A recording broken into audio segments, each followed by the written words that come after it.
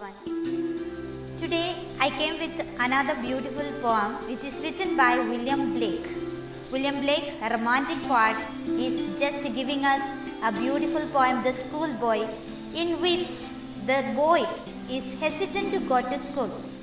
So it can be one of us, surely in our lifetime, or when you are in your school life, right? So there are times when you will be feeling that you are hesitant to go to school, right? So it can be one of us. So William Blake is telling that the boy in this poem is hesitant to go to school even on a summer morning because there is a lot to enjoy in the nature. So the boy is telling that he is hesitant to go to school. Why? Because he has to sit under the supervision of the teachers. Strict classes are going on. So he is telling that he doesn't like to go to school. And he is comparing, the poet is comparing the schoolboy to a caged bird. A caged bird, how it sings. It can't sing beautifully, right? Because it is in the cage. No freedom is there. In the same way, the schoolboy, the boy who is going to school is not having that much freedom. So the poet is comparing with the caged bird to a schoolboy. The caged bird cannot sing beautifully. In the same way, the schoolboy also can't enjoy the freedom of nature. Nature is giving us a lot of freedom, right? So the poet is telling that as he wanted to go to school, he can't enjoy the beauty of nature.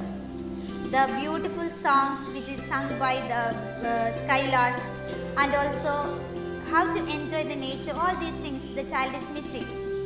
So shall we go through the poem? The Schoolboy by William Blake. I love to rise in a summer morn when the birds sing on every tree. The distant huntsman winds his horn and the skylark sings with me. Oh, what sweet company! But to go to school in a summer morn, oh, it drives all joy away. Under a cruel eye outworn, the little ones spend the day in sighing and dismay. Then at times I drooping sit and spend many an anxious hour, nor in my book can I take delight, nor sit in learning's bower. Wont to the dreary shower. How can the bird that is born for joy sit in a cage and sing? How can the child when fears gnaw but droop his tender wing and forget his youthful spring?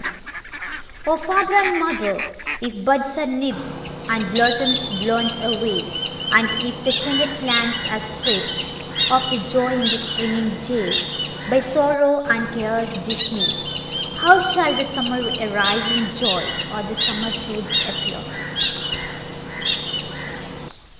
I love to rise in a summer morn. The boy in the poem is telling that he loved to rise in a summer morn when the birds sing on every tree. We know that on a summer morning the birds are singing, isn't it? We can hear the beautiful songs of birds. So the boy is also, in this poem, the boy is telling that the sounds of birds are he is very eager to hear the sounds of birds. The distant huntsman winds his horn and the skylark sings with me. Oh, what sweet company! So he can hear the beautiful sounds. The huntsman is blowing his horn, and also the skylark. The skylark is singing the beautiful song.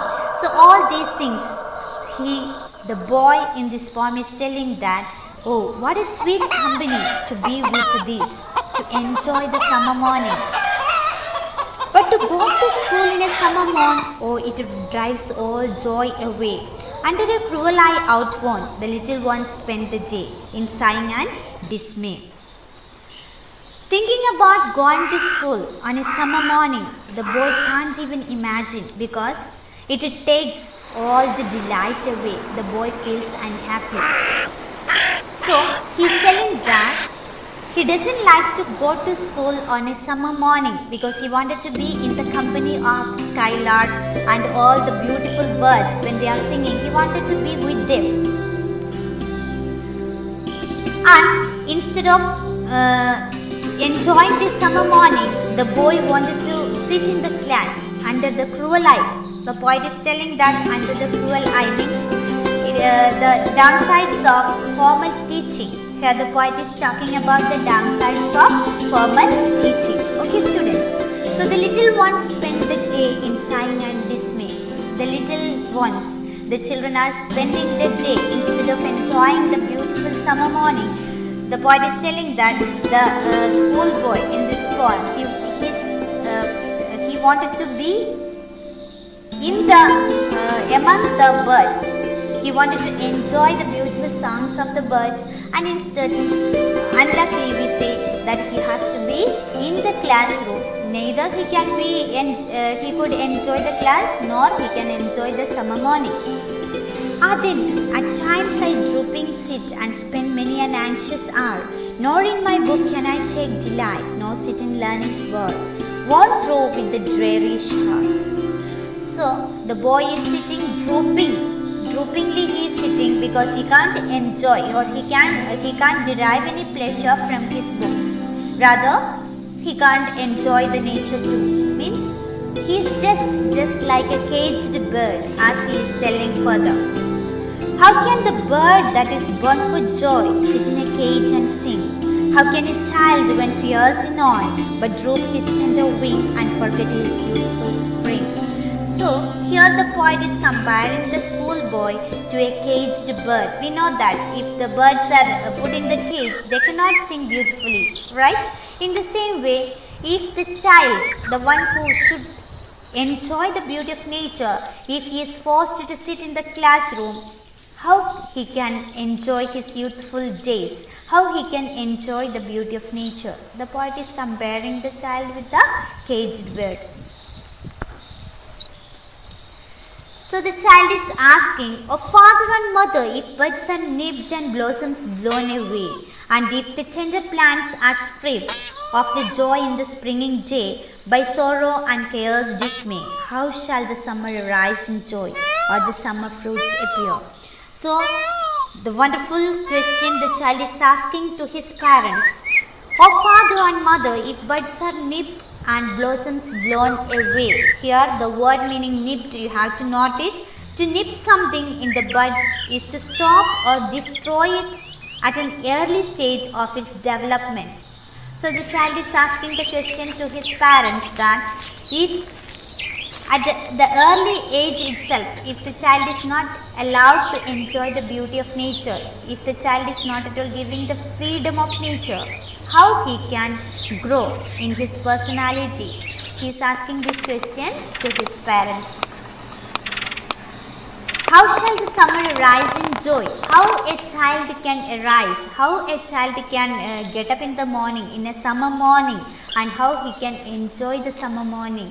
Even on a summer day, if the child is forced to go to school and sit in the school and learn all those lessons, doing the homework, so of course this same thought might have gone to our mind also, at least a few days, isn't it?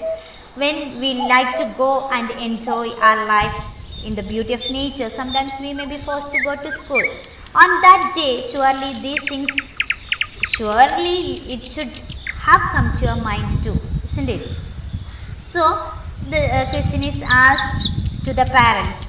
Anyway, I am sure that you will like this poem since it is related to you, right? It is talking about you. The poet is talking just like a child, or the poet is just arguing for you, I think, right? So hope that you have understood the poem. So read it again and again and enjoy the poem, which is written by William Blake, the romantic poet, and he is giving the beautiful nature to you to enjoy. Okay, so formal downsides are there for formal learning, yet formal learning are also needed. That is, you have to keep in mind while going through the poem. Formal learning, we can't just avoid formal learning too. that is also compulsory. At the same time, you have to enjoy the beauty of nature, grow in the beauty of nature, and just study the what are the things that you have to study. Okay, so these two messages you have to keep in mind. So my dear students, hope that you have understood the poem very well. As the poet is telling that we should enjoy the nature, means we are also a part of nature. We are in the nature and we are also part of nature. It is not that just we are going for an outing and enjoying the nature. Whereas we are just living in the nature. We should know the nature. Learn and grow by knowing the nature.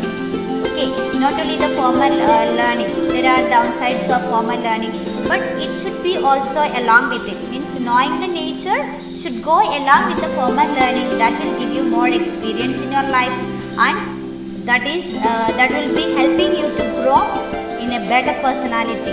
Okay, students. So you have to read the poem 50 times and just find out the rhyming words. Today's work, a simple work I am going to give you. Read it 2-3 times and just find out the rhyming words and send me. Okay, students. Thank you for listening me. Thank you so much.